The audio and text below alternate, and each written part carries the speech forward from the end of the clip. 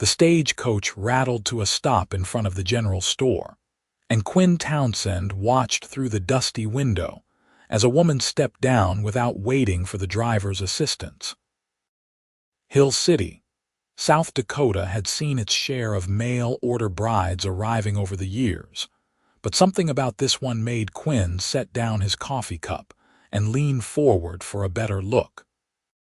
Her dress was simple calico, faded from wear and washing, and when she reached up to adjust her bonnet, he caught sight of her hands. Even from this distance, they looked nothing like the soft, delicate hands he had expected. Quinn had placed the advertisement 6 months ago, desperate for companionship after 3 years of running his ranch alone. His sister had helped him write it, carefully crafting words that promised a good home, honest work, and respect.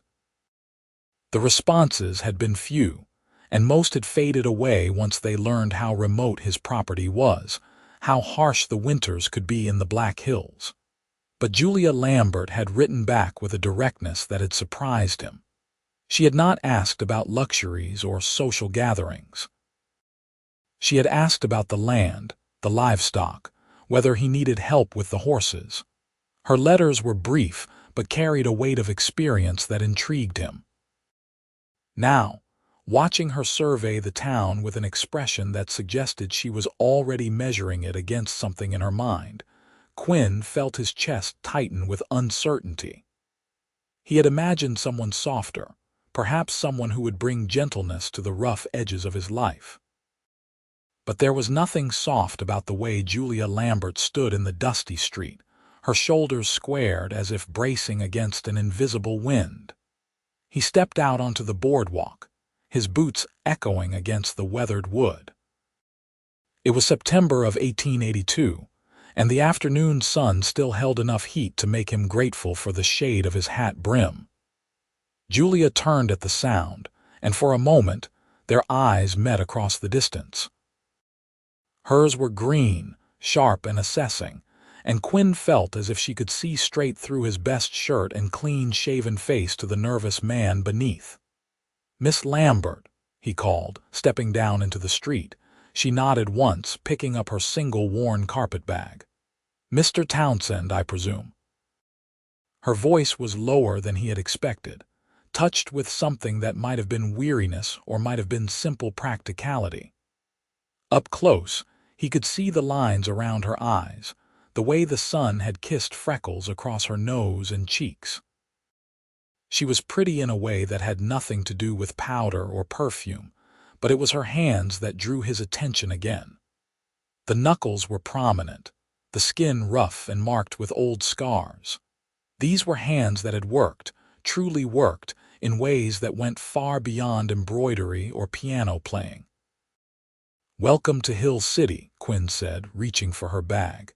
She released it after a moment's hesitation, and he felt the weight of her entire life pulling at his arm. It was lighter than his saddle. "The ranch is about an hour's ride. I have a wagon waiting." "I can ride," she said simply. "If you have a horse, we could make better time." Quinn found himself reassessing her again. "I do, but I thought you might want to rest after your journey." "I have been resting for 3 days on that stagecoach," Julia said, and there was the faintest hint of humor in her voice. "I would rather move." He liked that. He liked the straightforwardness of it, the lack of pretense. "This way, then." The horses were tied behind the general store, and Quinn watched as Julia approached the mare he had borrowed from his neighbor. She held out her hand, letting the horse sniff her fingers before running her palm along the animal's neck. Her touch was confident, practiced, and the mare responded with immediate trust. "She is beautiful," Julia said quietly. "Good bone structure, strong hindquarters." "You care for your animals well." "I try," Quinn said, surprised by the compliment. "That is actually my neighbor's horse. Mine is the gelding there. His name is Ranger." Julia moved to examine Ranger, and Quinn saw approval in her expression. "You do better than try. This is a fine animal." They mounted without ceremony, and Quinn led the way out of town. acutely aware of Julia riding beside him. She sat the horse with an ease that spoke of years in the saddle, her spine straight but not rigid, her hands light on the reins. The road climbed into the hills, winding through pine forests that filled the air with their sharp, clean scent. "Your letters said you grew up on a farm," Quinn said after a while, unable to bear the silence any longer. "Where?" "Nebraska," Julia said. "My father had a homestead outside of Grand Island, 160 acres that he proved up on after the Homestead Act. I was the oldest of 6 children, and my mother died when I was 12. I raised my siblings and ran that farm alongside my father until he passed 2 years ago." The matter-of-fact way she said it made Quinn's throat tight. "I am sorry." "Thank you," she said. "My brothers are old enough now to work the land themselves. They did not need me anymore, and I had no desire to become a burden or wait around to be married off to whichever neighbor needed a housekeeper." "Is that what you think this is?" Quinn asked carefully. "That I need a housekeeper?" Julia turned to look at him, and her green eyes were unflinching. "I think you need a partner, Mr. Townsend. Your letters suggested as much. I am here because I need the same thing. A place to build something that is mine as much as it is yours. If that is not what you want, tell me now and I will return to town." Quinn pulled Ranger to a stop, and Julia did the same with the mare. They sat in the dappled sunlight filtering through the pines, and he met her gaze with equal directness. "That is exactly what I want," he said. "I have been alone too long, doing everything myself, and I am tired of it. I want someone who understands what it takes to make a life out here, someone who will not complain about the work or expect me to be something I am not. But I also want more than just a business arrangement, Miss Lambert. I want a wife, a real wife, eventually. Someone I can talk to at the end of the day, someone who might even come to care for me in time." A faint flush colored Julia's cheeks, but her voice remained steady. "I would not have traveled this far if I was not open to that possibility, Mr. Townsend, but I will be honest with you. I do not know how to be the kind of woman you might have imagined. I cannot play piano or recite poetry. I can birth a calf and mend a fence and shoot straight enough to keep the wolves away from the chicken coop. If those things are not enough, then we should be honest about it now." Quinn felt something shift in his chest, a loosening of a knot he had not known he was carrying. "Can I show you something?" At her nod, he dismounted and walked to where a small creek cut through the rocks beside the road. Julia followed, and he knelt down, plunging his hands into the cold water before holding them up for her inspection. His palms were calloused, the fingernails permanently stained from work. There was a scar across his right thumb from a barbed wire accident, and his knuckles bore the marks of 100 small injuries. "These are not gentlemen's hands," Quinn said quietly. "I am not looking for a lady, Miss Lambert. I am looking for someone whose hands match mine." Julia looked at him for a long moment, then slowly pulled off her gloves. Her hands were as rough as he had suspected, perhaps rougher. There were burns on her fingertips from cooking, a crooked pinky that had healed wrong after a break, and calluses that spoke of years holding tools and reins and doing whatever needed to be done. She held them out, not with shame but with a kind of defiant pride. "These hands built a life out of nothing," she said. "These hands kept children fed and safe. These hands broke horses and planted gardens and delivered babies when the doctor was too far away. If you can respect these hands, Mr. Townsend, then we might have a chance." Quinn reached out and took her hands in his, feeling the roughness of her skin against his own. "These hands built dreams," he said, and he meant it with every fiber of his being. "And I would be honored if you would use them to help build mine." The words hung in the air between them, and Quinn saw something shift in Julia's expression. The guardedness did not disappear entirely, but it softened, and when she squeezed his hands gently before releasing them, he felt it like a promise. They rode the rest of the way to the ranch in companionable silence, but it was different now, charged with a tentative understanding. When they crested the final hill and Quinn's property spread out below them, he heard Julia draw in a sharp breath. The ranch was modest by some standards, but Quinn had poured his heart into it. The house was sturdy log construction with a wide porch and real glass windows. The barn was larger, built to hold 20 head of cattle and the 4 horses he currently owned. There was a chicken coop, a small bunkhouse for hired hands during busy seasons, and fields that rolled away toward the tree line, already harvested for the year. "It is beautiful," Julia said, and there was genuine emotion in her voice. "This is all yours." "Mine and the bank's," Quinn said with a wry smile, "but I am making progress. Another good year or two and it will be fully paid off." "Show me everything," Julia said, and the eagerness in her voice made Quinn grin. He did, taking her through the barn first. She examined each horse with the same careful attention she had given Ranger, asked intelligent questions about his breeding program, and offered suggestions that showed she knew what she was talking about.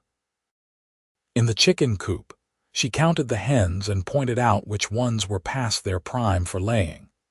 She studied the fields, the irrigation system Quinn had spent 2 summers building, and the garden plot near the house that had gone to seed in his neglect. "You need help," she said finally, and it was not a criticism but a simple observation. "I do," Quinn admitted. "I have been trying to do everything myself and it is too much. I lost part of the garden this year because I could not keep up with the weeding and watering while also managing the cattle and horses. The barn needs repairs I have not had time for, and the fence line on the North 40 is a disaster waiting to happen." Julia nodded slowly, her eyes moving over the property with an assessing gaze. "I can help with all of that, the garden especially. I am good with growing things." "I remember," Quinn said. "You wrote about it in one of your letters. You said you had kept your family fed through 3 drought years by being stubborn about your vegetables." The faintest smile touched Julia's lips. "My father used to say I could make plants grow through sheer force of will." "I believe it," Quinn said, and he found himself smiling back. He showed her the house last, suddenly nervous about what she would think. It was clean because his sister Martha had come by the day before to help him prepare, but it was still obviously a bachelor's home. The furniture was functional rather than decorative, the curtains plain, and the whole place had an air of impermanence, as if no one had really settled in. Julia moved through the room slowly, touching things lightly. There were 2 bedrooms, a main living area with a stone fireplace, and a kitchen that made her pause. Quinn had built it larger than strictly necessary, with good counter space and a modern stove he had saved for 2 years to afford. "You cook," Julia said, and it was not quite a question. "I do," Quinn said. "Not fancy but enough to keep myself alive. I like it actually. It is calming after a long day." "Good," Julia said. "Then we can trade off. I enjoy cooking, but it will be nice to have someone else take a turn." The easy way she said it, the assumption of a shared future, made Quinn's heart beat faster. "Miss Lambert, I should say something. I know we have agreed to marry, but I do not expect anything to happen immediately. You can have your own room for as long as you need. I want you to be comfortable, to have time to adjust and decide if this is really what you want." Julia turned to face him fully, and her expression was serious. "Mr. Townsend, I appreciate that, but I also want to be clear about my expectations. I did not come here to be a permanent guest. I came to be a wife. I understand that affection and intimacy take time to develop, and I am patient. but I need to know that you see me as a potential partner in every sense, not just someone to help with the chores." "I do," Quinn said fervently. "Julia, may I call you Julia?" At her nod, he continued, "I have been alone for a long time, and I am not good at pretty words or romantic gestures. But I can tell you honestly that from the moment I saw you step off that stagecoach, I felt something. You are nothing like what I expected, and that is good. You are better. You are real and capable and unafraid, and those are things I value more than I can say." Color rose in Julia's cheeks again, but she held his gaze. "You may call me Julia if I may call you Quinn." "Please," he said. "Then Quinn," she said, and he loved the way his name sounded in her voice. "I suggest we proceed with our original plan. The preacher in town can marry us tomorrow, and we can begin our life together. I am not interested in a long courtship. I am 24 years old, and I have already spent too many years waiting for my life to truly begin." Quinn was 27, and he understood exactly what she meant. "Tomorrow, then. I will ride into town first thing and make the arrangements. In the meantime, you should rest and settle in. The bedroom on the left has the better mattress. Take that one." "Where will you sleep?" Julia asked. "The bunkhouse is comfortable enough," Quinn said. "It is only for one night."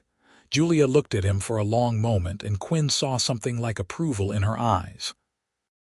"You are a good man, Quinn Townsend. I think we are going to do well together." That night, after a simple supper they prepared together, Quinn lay in the narrow bunk in the outbuilding and stared at the ceiling. He could see the lamplight in the main house, could imagine Julia moving through the rooms, making them hers. The thought filled him with a contentment he had not felt in years. The wedding took place the next afternoon in the small church at the edge of Hill City. Martha was there, beaming with excitement at finally meeting Julia. Quinn's neighbor, Robert Harrison, stood as witness, and the preacher's wife played the organ. It was simple and quick, and when Quinn slipped the plain gold band onto Julia's finger, her hands were steady. "You may kiss your bride," the preacher said, and Quinn leaned forward carefully, pressing his lips to Julia's in a chaste kiss that still managed to send heat through his entire body. "Hello, wife," he murmured when they pulled apart. "Hello, husband," Julia said, and there was a light in her eyes that had not been there before. The days that followed fell into a rhythm that felt both new and ancient. Quinn rose before dawn, as he always had, but now he found Julia already in the kitchen, coffee brewing and breakfast underway. They worked side by side through the morning, tackling the fence repairs that Quinn had been dreading. Julia proved to be as strong and capable as he had hoped, holding posts steady while he drove them in, stretching wire with practiced efficiency, and never once complaining about the difficulty of the work. In the afternoons, while Quinn dealt with the horses, Julia attacked the garden. She spent hours clearing the overgrowth, amending the soil, and planning what they would plant come spring. Quinn would look up from his work to see her kneeling in the dirt, her skirts tucked up and her hands buried in the earth, and feel a fierce rush of affection that startled him with its intensity. They talked during meals, long conversations that ranged from practical matters to deeper things. Julia told him about her childhood, about the loneliness of being responsible for so much so young, about the ache of watching her siblings grow up and move on. Quinn shared his own story, the death of his parents in a wagon accident when he was 20, the years of working other men's ranches before he had saved enough to buy this land, the quiet desperation that had led him to place that advertisement. "I was starting to think I had waited too long," he admitted one evening as they sat on the porch watching the sunset. "That I had missed my chance for a family, for someone to share this with." "You did not wait too long," Julia said quietly. "You waited exactly the right amount of time." If you had found someone else, I would not be here." Quinn reached over and took her hand, lacing his fingers through hers. The roughness of her skin against his felt right, perfect, and when she squeezed back, he felt the last of his doubts melt away. The nights were harder. They slept in separate rooms, and Quinn respected Julia's need for privacy. But he found himself lying awake listening for sounds of her moving through the house. He wanted to go to her to talk more, to close the distance between them, but he held back, determined to let her set the pace. It was Julia who changed things, 3 weeks after their wedding. Quinn had just finished evening chores and was washing up at the pump when she appeared beside him, a towel in her hands. "May I talk with you?" she asked, and there was something different in her voice, a vulnerability he had not heard before. "Of course," Quinn said, drying his hands and following her to the porch. They sat on the steps, the last light of day painting the sky in shades of orange and purple. Julia was quiet for a long moment, and Quinn waited, sensing that whatever she needed to say was important. "I have been thinking," she finally said, "about what it means to be married, to truly be married. We work well together, Quinn, better than I dared hope. But there is still this distance between us, this careful politeness, and I think it is holding us back." Quinn's heart began to beat faster. "What do you want, Julia?" She turned to look at him, and in the fading light her eyes were dark and serious. "I want to be your wife in every way. I want to stop sleeping in separate rooms and start building the family we both want, but I am afraid." "Of what?" Quinn asked gently. "Of not being enough," Julia said, and her voice wavered. "I do not know how to be soft or gentle or any of the things men seem to want in a woman. I am all rough edges and hard work, and I worry that when we finally come together, you will be disappointed." Quinn felt something break open in his chest. He reached out and cupped Julia's face in his rough, scarred hand, tilting her head so she had to meet his eyes. "Julia, listen to me. You are exactly enough, more than enough. Every day I wake up grateful that you are here, that you chose me. Your strength does not make you less of a woman. It makes you the only woman I want." Tears gathered in Julia's eyes, and Quinn brushed them away with his thumb. "These hands," he said, taking her hands in his and pressing them against his chest, "are beautiful to me. Every scar, every callus, every sign of the life you have lived and the work you have done. You built dreams with these hands, Julia, and now we are building a new dream together. There is nothing about you that disappoints me. Nothing." Julia's breath hitched, and then she was leaning forward, closing the distance between them. Their kiss was nothing like the chaste press of lips at their wedding. It was deep and searching, flavored with salt from her tears and sweet with promise. Quinn wrapped his arms around her, pulling her close, and felt her melt into him with a sigh that went straight to his soul. When they finally pulled apart, both breathing hard, Julia rested her forehead against his. "Take me to bed, husband," she said simply. Quinn stood and offered her his hand. She took it, and he led her into the house, through the main room and into his bedroom. Their bedroom now. The lamp cast soft shadows, and Quinn took his time undressing her, reverent and careful, wanting her to feel cherished. When he finally laid her down on the bed, her dark hair spread across the pillow, he thought she had never looked more beautiful. "You are sure?" he asked one more time, needing to know. "I am sure," Julia said, reaching up to pull him down to her. "I have never been more sure of anything." Their coming together was tender and awkward and absolutely perfect. They learned each other's bodies with patience and growing confidence, and when Julia cried out his name in the darkness, Quinn felt something fundamental click into place in his heart. Afterward, lying tangled together in the sheets, Julia traced the scars on Quinn's shoulder. "Tell me about this one," she said sleepily. "Kicked by a horse when I was 17, Quinn said. I was too cocky, did not approach him properly. And this, she touched a mark on his ribs. Barbed wire, my first summer here. I was learning the hard way that building fences requires patience. Julia smiled and pressed a kiss to the scar. I have so many stories written on my skin, too. We are like books that only each other can read. Then I plan to read you every day for the rest of my life, Quinn said, tightening his arms around her. Julia sighed contentedly and settled against his chest. I love you, Quinn Townsend. I did not think I would be able to say that so soon, but it is true. I love you. Quinn felt his eyes sting with unexpected tears.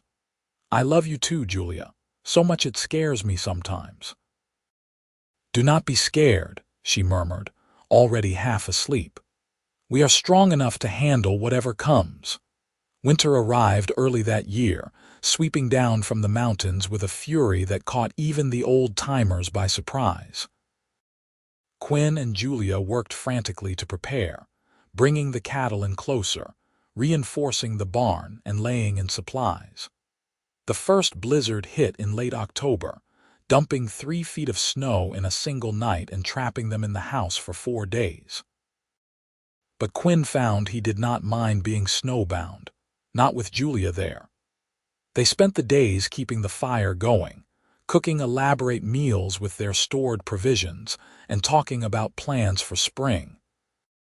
At night, they made love under piles of quilts, learning new ways to bring each other pleasure, and Quinn thought he had never been happier. When the snow finally cleared enough for him to check on the animals, he found they had lost only 2 chickens, and the cattle were in good condition. Julia had calculated their hay stores perfectly, and there was enough to get them through even if the winter lasted longer than usual. You are brilliant, Quinn told her, kissing her cold, reddened cheeks when he returned to the house. I am practical, Julia corrected, but she was smiling. And I had a good teacher. My father always said preparation was the difference between surviving and thriving. Then we are going to thrive, Quinn said confidently. He was right. As winter deepened and the snow piled higher, they not only survived but flourished. Julia proved to be endlessly resourceful, turning their limited supplies into varied and delicious meals, mending clothes until Quinn swore she could make something from nothing, and keeping the house warm and welcoming no matter how harsh the weather outside. Quinn, for his part, discovered a talent for carving. During the long evenings, he worked on a cradle, shaping the wood with careful attention to detail. He did not tell Julia what it was for, wanting it to be a surprise, but she watched him work with a knowing smile that suggested she understood perfectly. It was in late December, during a brief break in the weather, that Julia told him her suspicions. I think I am with child, she said quietly over breakfast. Quinn's hand froze halfway to his mouth. Are you certain? As certain as I can be without a doctor's confirmation, Julia said. But I know my body, Quinn, and something has changed. I felt this way when my mother was pregnant with my youngest brother. I remember the signs. Joy flooded through Quinn, so intense it was almost painful. He stood and pulled Julia into his arms, holding her as if she were made of precious glass. A baby, he breathed. We are going to have a baby. Are you happy? Julia asked, and he heard the tiniest thread of uncertainty in her voice. Happy does not begin to cover it, Quinn said fervently. Julia, you have given me everything I ever wanted. A home, a partner, and now a family. I love you so much. I love you too, Julia said, and then she laughed. I suppose I should be nervous, but I am not. I know we can do this together. We can do anything together, Quinn agreed. The rest of the winter passed in a haze of anticipation and preparation. The cradle was finished and placed in their bedroom. Julia sewed tiny clothes from scraps of fabric, her rough hands suddenly capable of the most delicate stitches. Martha visited during a warm spell in February, bringing gifts and advice and excitement that matched their own. Spring arrived with a rush of meltwater and new growth, and Julia's belly began to round noticeably. She refused to slow down, insisting on helping with the planting even though Quinn worried constantly about her overexerting herself. "I am pregnant, not fragile," she told him firmly when he tried to make her rest. "Women have been working through pregnancy since the beginning of time. I will not break." Still, Quinn found ways to lighten her load, taking on more of the heavy tasks and making sure she had time to rest each afternoon. He watched her bloom along with the garden, her skin glowing with health, her eyes bright with happiness, and fell more in love with her every single day. The baby came in late August, on a hot afternoon that had Julia pacing the house restlessly. Martha had arrived 2 weeks earlier to help with the birth, and when Julia's pains began in earnest, Quinn sent Robert Harrison's son racing into town for the doctor, though Martha assured him she had delivered enough babies to handle things if necessary. Quinn was banished to the porch, where he wore a path in the boards with his anxious pacing. He could hear Julia's labored breathing, her occasional cries of pain, and it took every ounce of self-control not to burst into the room to be with her. It was Martha who finally called him in, hours later, when the sun was setting in a blaze of color. "Come meet your son," she said, grinning widely. Quinn stumbled into the bedroom to find Julia propped up on pillows, exhausted but radiant, holding a tiny bundle wrapped in a blanket. She looked up at him with tears streaming down her face, and Quinn felt his own eyes fill. "We have a son," she said wonderingly. "Quinn, look at him." Quinn knelt beside the bed and gazed down at the impossibly small face, the tiny fingers curled into fists, the shock of dark hair. "He is perfect," he whispered, "just like his mother." "He has your nose," Julia said with a tired laugh. "Poor thing," Quinn joked, but he could not stop staring at his son, this miracle they had created together. "What should we name him?" Julia asked. They had discussed names throughout her pregnancy, but nothing had felt quite right. Now, looking at his child, Quinn knew. "James," he said, "after your father, James Townsend." Fresh tears spilled down Julia's cheeks. "James," she repeated. "Yes, that is perfect." Quinn leaned in to kiss her forehead, then her lips, tasting salt and love and exhaustion. "Thank you," he said. "Thank you for him, for everything. You are extraordinary, Julia." "We are extraordinary together," she corrected, and Quinn knew she was right. The years that followed were full and rich. James grew into a sturdy toddler with his mother's green eyes and his father's stubborn determination. The ranch prospered under their joint care, expanding until they could afford to hire seasonal help and pay off the bank loan entirely. Julia's garden became legendary in Hill City, and she sold her surplus vegetables and preserves in town, building up a tidy savings account that she said was for their children's future. Children, plural, because James was joined by a daughter, Clara, when he was 3, and then another son, Thomas, 2 years after that. The house rang with laughter and occasional tears, with the sounds of a family truly living. Quinn would sometimes stop in the middle of a task to watch Julia with their children, her rough hands gentle as she braided Clara's hair or bandaged Thomas's scraped knee, and feel overwhelmed with gratitude. She had been right that first day. Those hands had built dreams, and the dream they had built together was more beautiful than anything he could have imagined alone. On their 10th wedding anniversary, Quinn took Julia back into Hill City for a rare evening out. They left the children with Martha and her husband and had dinner at the hotel restaurant, a luxury they almost never indulged in. Over dessert, Quinn pulled out a small package wrapped in brown paper. "What is this?" Julia asked, surprised. "Open it," Quinn said, suddenly nervous.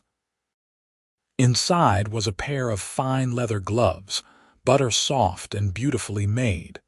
Julia stared at them for a long moment, and Quinn worried he had made a mistake. "I know they will not last long with the work you do," he said quickly. "But I wanted you to have something beautiful, something that showed how much I appreciate everything those hands do." Julia looked up at him, and he was startled to see tears in her eyes. "Do you remember what you said to me that first day, when I showed you my hands?" "I said those hands built dreams," Quinn said quietly. "You did," Julia said. "And you were right. But what I did not understand then was that the greatest dream I would build would be this life with you, these children, this home, this love. That is what my hands have truly built, Quinn. Not crops or fences or gardens, but a life that matters." Quinn reached across the table and took her hands, gloves forgotten. "My hands built the same dream," he said. "And I would not change a single callus or scar if it meant losing any part of the journey that brought us here." Julia squeezed his hands tightly. "I love you, Quinn Townsend, more today than yesterday and less than tomorrow." "I love you too, Julia," Quinn said, "always and forever." They walked home through the summer night, hand in hand, two people whose rough exteriors had hidden hearts capable of the deepest tenderness. The moon was bright enough to light their way, and when they reached the top of the final hill and saw their ranch spread out below them, every window glowing with lamplight, they stopped to take it in. "This is happiness," Julia said softly. "This moment, right here." "This is happiness," Quinn agreed, pulling her close. "And we built it together with these hands and these hearts and this love that surprised us both." They stood there for a long moment, wrapped in each other's arms before heading down the hill toward home. Toward the sounds of children laughing, toward the warmth of the fire, toward the life they had created from nothing but determination and hope, and two pairs of hands rough enough to handle the work.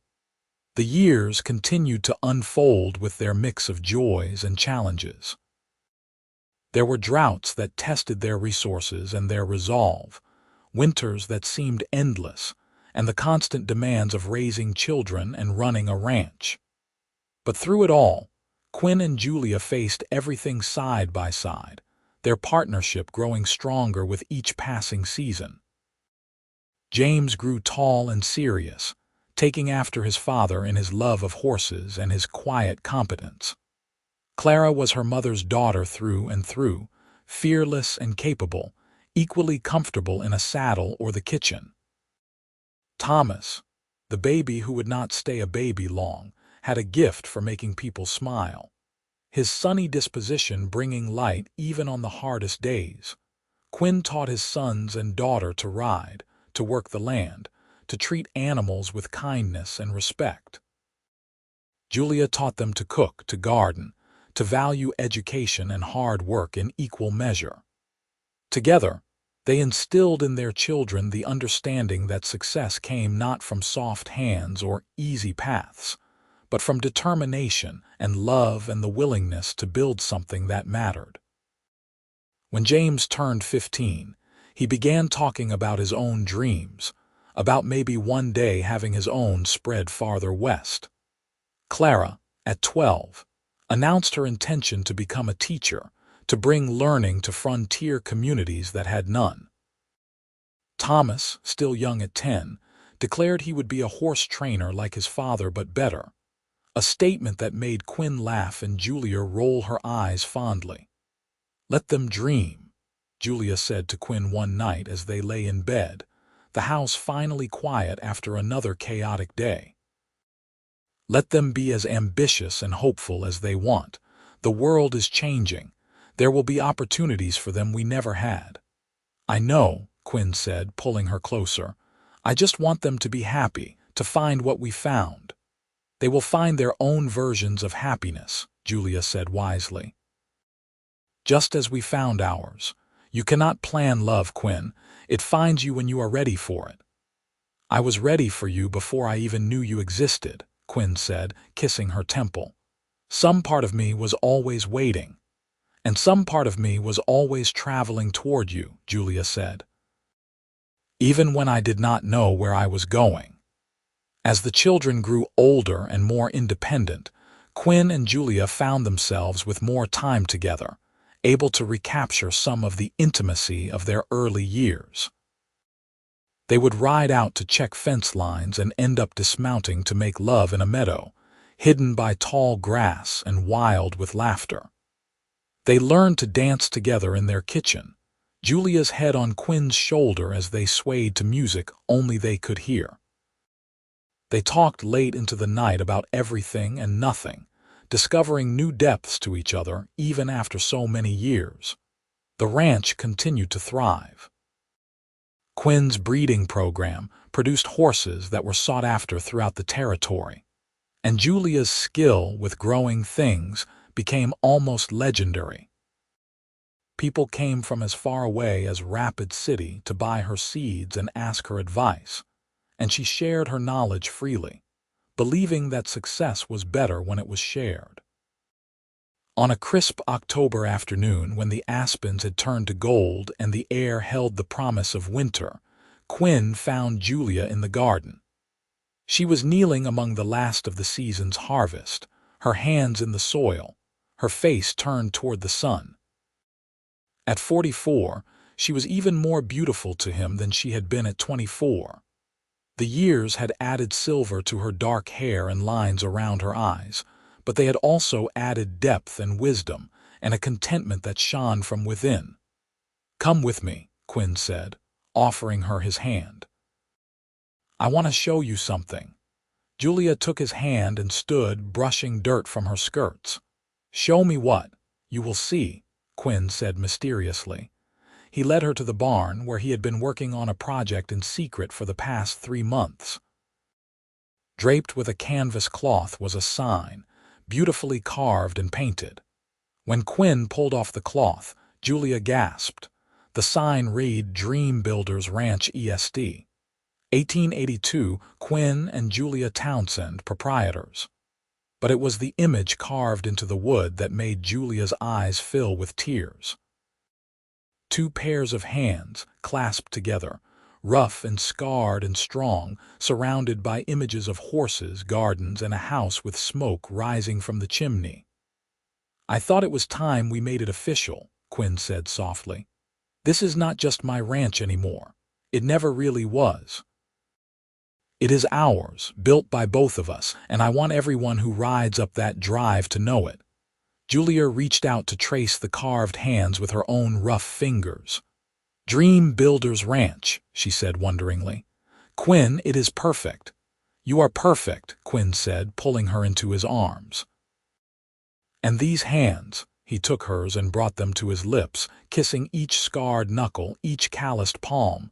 "These hands built everything that matters to me."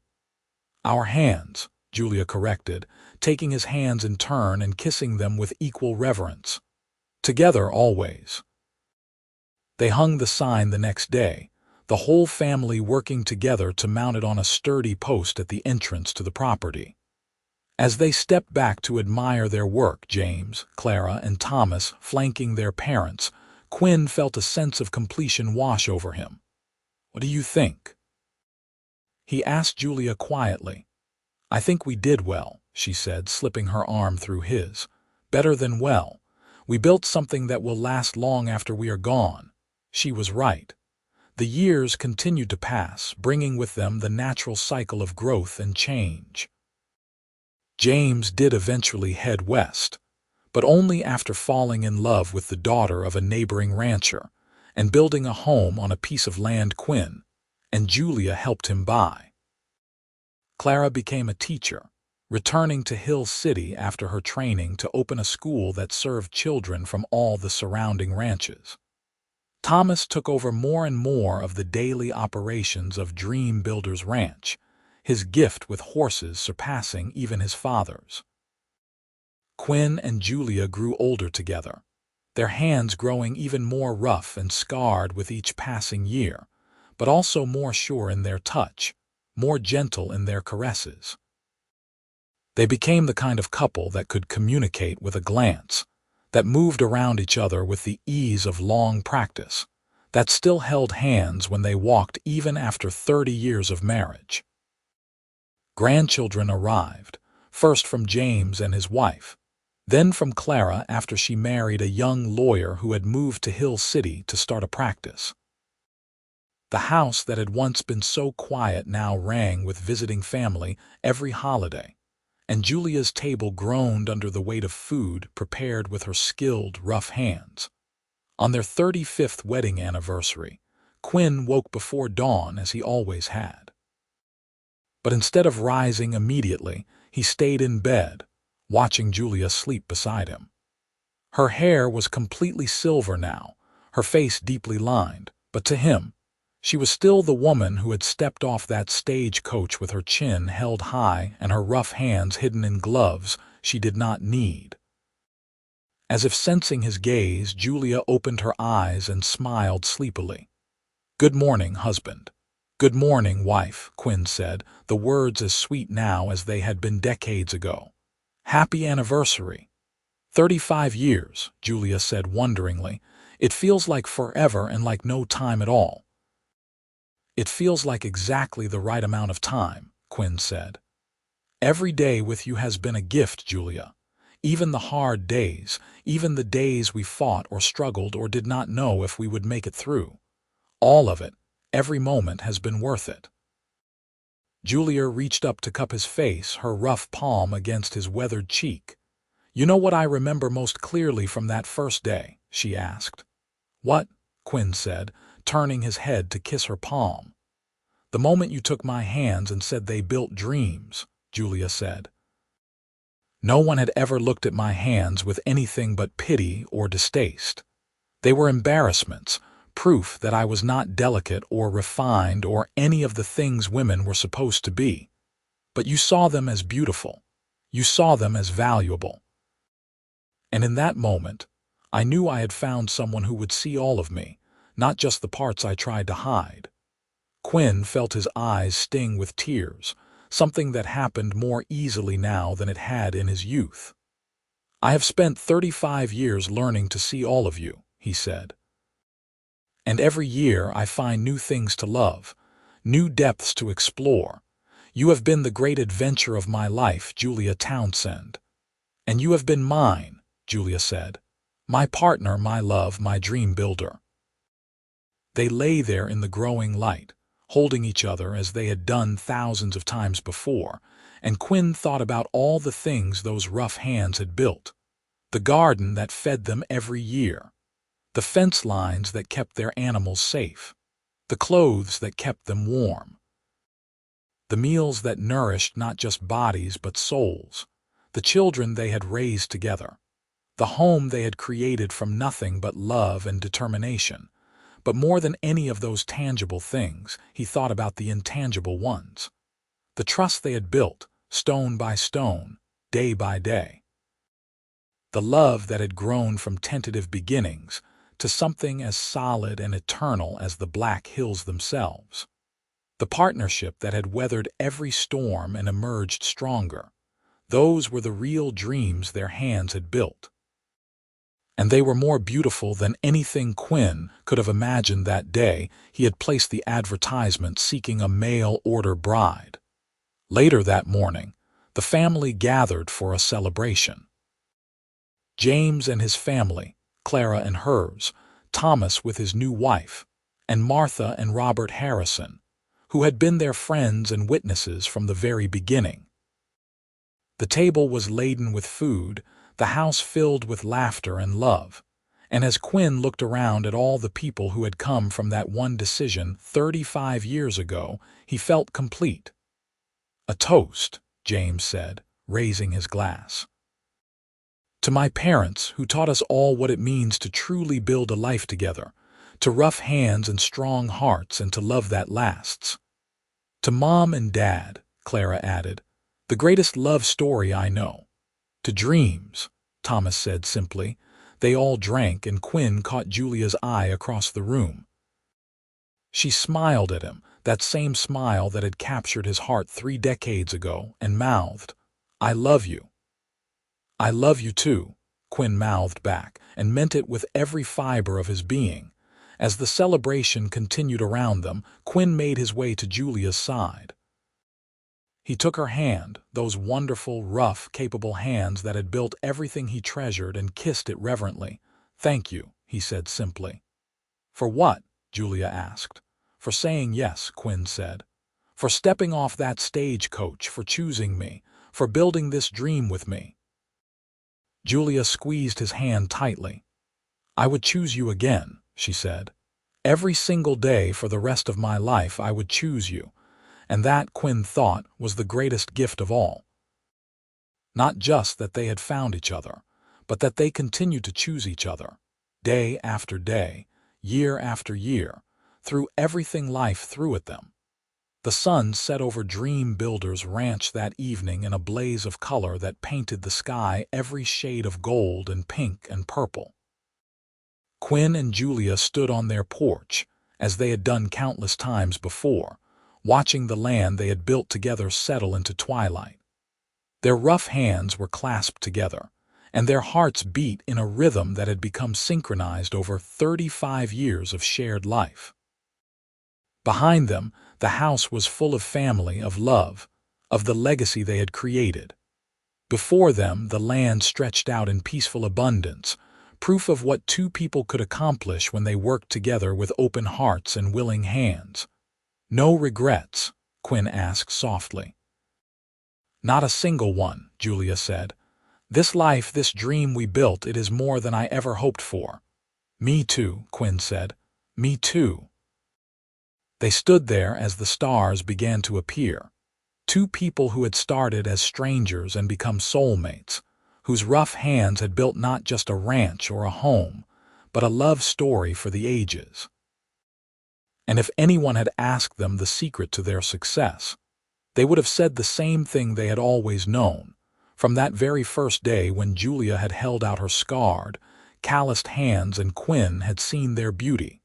Some dreams are built with soft hands and gentle touches. But the best dreams, the ones that last, are built with hands that are rough and strong and unafraid of hard work. Hands that can weather any storm, that can create beauty from nothing, that can hold on tight when everything seems to be falling apart. Those were the hands that had built Dream Builders Ranch. And those were the hands that had built a love that would last forever.